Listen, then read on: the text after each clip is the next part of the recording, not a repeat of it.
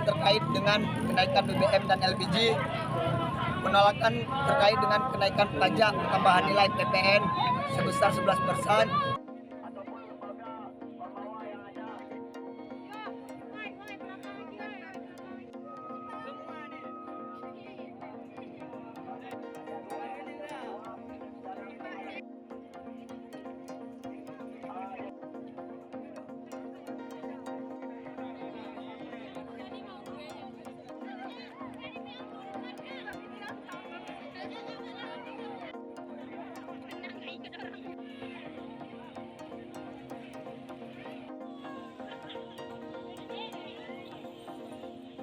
Hari ini juga kita siapkan surat yang permintaan dari adik-adik.